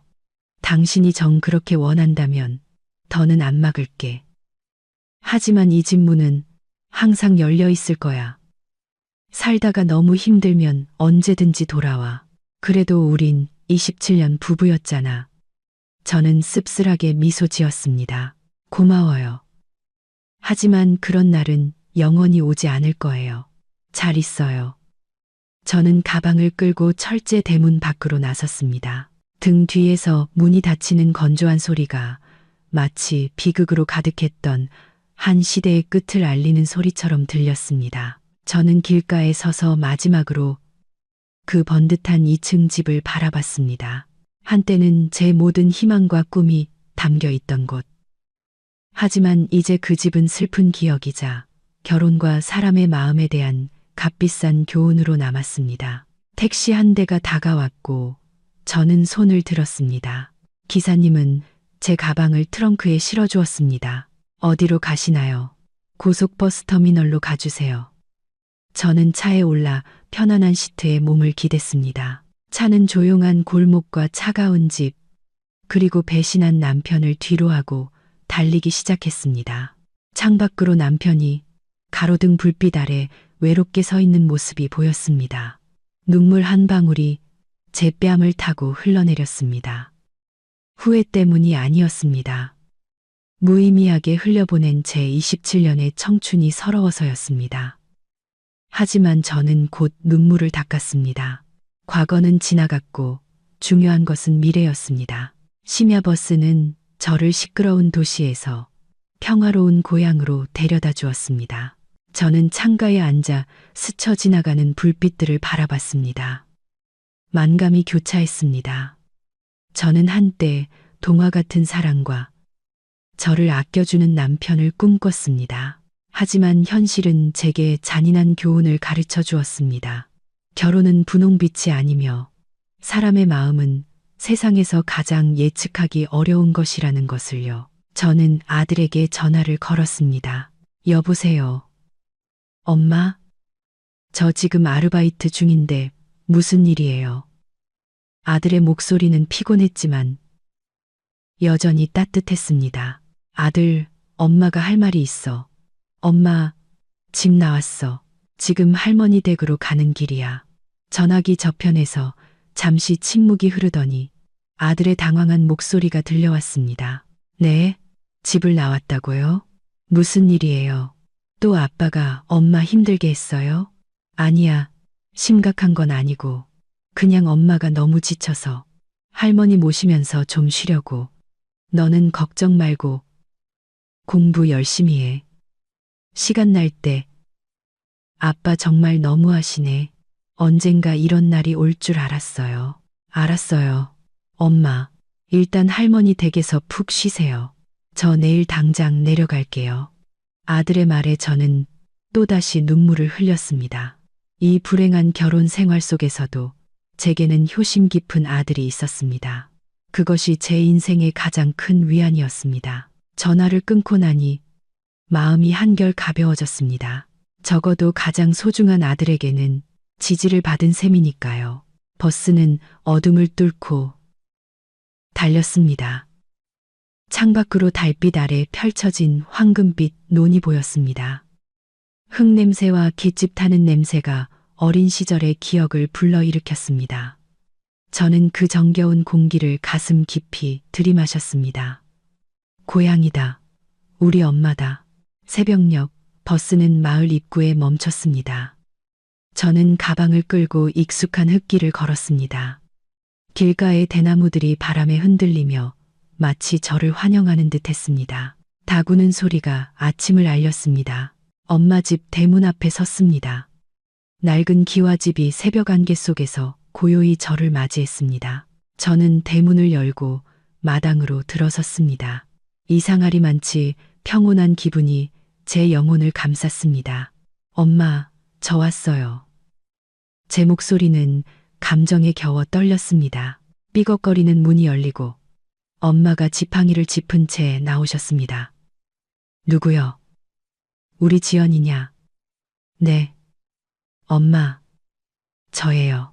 저는 가방을 내던지고 달려가 엄마를 끌어안았습니다. 엄마의 품에서 나는 익숙한 냄새가 저를 무한한 안도감에 젖게 했습니다. 엄마, 이제 저 아무데도 안 가요. 여기서 평생 엄마 모시고 살 거예요. 엄마는 주름진 손으로 제 머리를 쓰다듬으며 웃으셨습니다. 다 큰 것이 애처럼 우는겨. 잘 왔다. 어서 들어와. 마침 고구마죽 쑤어놨어. 저는 엄마를 부축해 집 안으로 들어갔습니다.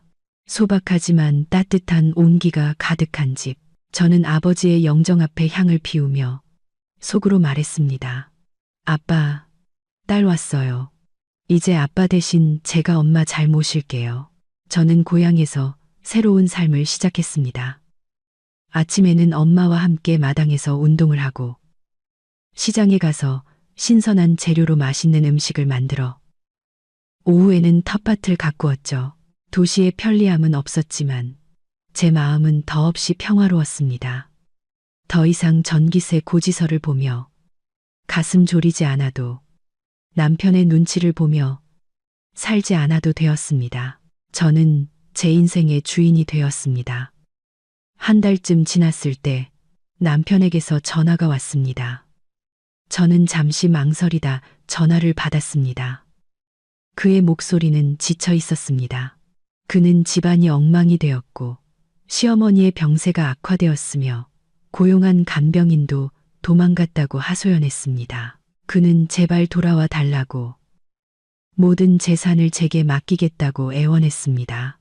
저는 아무런 감흥도 느끼지 못했습니다. 저는 차분하게 대답했습니다. 민준 씨, 엎질러진 물은 다시 담을 수 없어요. 당신은 지금 당신이 뿌린 씨앗을 거두고 있는 것뿐이에요. 돈이 많으니 계속 돈으로 해결해 보세요. 저는 지금 아주 행복해요. 그 지옥으로 다시 돌아갈 생각 없어요. 이혼 서류 보냈으니 도장이나 찍어주세요. 저는 전화를 끊고 그의 번호를 차단했습니다. 제 행동이 조금은 잔인하게 느껴졌지만 그처럼 이기적인 사람에게 관용은 사치일 뿐이었습니다. 그는 자신의 무관심에 대한 대가를 톡톡히 치러야 했습니다. 그날 오후 저는 엄마와 함께 들판에 나가 노을을 보았습니다. 황금빛으로 물든 들판 너머로 해가 지고 있었습니다. 엄마가 조용히 말했습니다. 딸아, 여자 인생 행복하고 불행한 건 다 자기 선택에 달린 거요. 너는 용감하게 불행을 버리고 행복을 찾아왔으니 잘한 일이요. 엄마는 네가 자랑스럽다. 저는 엄마의 손을 잡고 행복하게 미소 지었습니다. 네, 엄마, 너무 오랜 시간을 낭비했어요. 이제부터는 저와 엄마, 그리고 저를 진정으로 사랑해주는 사람들을 위해 살 거예요. 저는 깨달았습니다. 행복은 좋은 집이나 많은 돈에 있는 것이 아니라는 것을. 행복은 마음의 평화이고 사랑하는 사람 곁에서 존중받으며 사는 것이라는 것을요. 27년간의 계산적인 결혼 생활은 제게 자유와 자존감의 가치를 가르쳐 주었습니다. 뒤늦은 깨달음이었지만 그 덕분에 저는 제 자신을 그리고 오랫동안 잃어버렸던 삶의 기쁨을 되찾을 수 있었습니다. 어둠이 내렸지만 제 마음속에는 새로운 새벽이 밝아오고 있었습니다. 앞으로의 날들이 제 인생에서 가장 아름다운 날들이 되리라는 것을 저는 알고 있었습니다. 끝까지 시청해 주셔서 진심으로 감사합니다. 다음 영상에서 또 뵙겠습니다.